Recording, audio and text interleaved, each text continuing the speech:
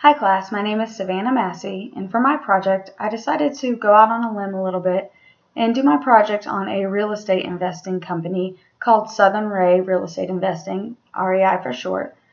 It is a limited liability company that my husband and I do own, and I say I went on a limb a little bit because, as our professor described in the beginning, she is a real estate agent, so I know through all of this she probably was critiquing every little piece of it.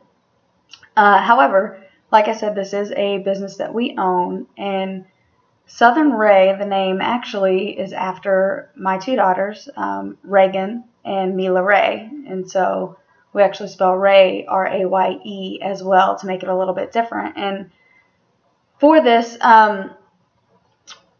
we don't really use the name of our company that much, simply because in real estate investing, we try to be more personable. So we come at it as though my husband and I are just looking for properties to purchase, because essentially that's what it is. We actually decided to open the LLC simply for legalities and tax reasons. That's really the only thing. And one day we decided that we had already had rental properties, and my husband retired from the Marine Corps, and so we had a little time on our hands to put into it, and so we decided to look more into the wholesaling and flipping side of real estate investing. And through this process, we've actually learned a lot and a lot of different techniques on what to choose as far as which direction to go for that investing. But to keep it simple, like I said, pretty much what we do is we go and we find homes, and we either wholesale them, flip them and rehab them, or keep them as rentals for longer term investments. And how we decide what we want to do with these homes is we have this long drawn out calculated spreadsheet that my husband created. I don't know if you can see it. There's a lot of calculations that go into it, and there's actually two of them, and it tells us every different scenario with these homes, whether we want to purchase them, hold them, flip them, sell them, long-term investment, short terms. It pretty much tells us every single scenario when we get these homes. And so that's really where our pricing comes in, because that also is going to tell us what our bottom line is, how much we want to purchase the home for, how much we want to put into the home. And so I guess the next thing I should go into is how we find these homes. And typically our target audience is going to be people who have been affected by, we call them the D's of real estate.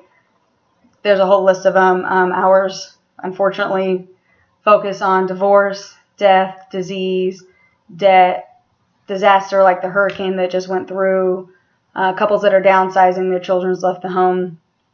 Those tend to be motivated sellers, especially those that are downsizing. Typically their home is paid off, and so if a cash buyer comes along, they're more apt to sell for that. And so the nature of real estate investing tends to be, you have to beat these big name investors, number one, and number two, you have to get them before they get on the MLS. Sorry, Professor.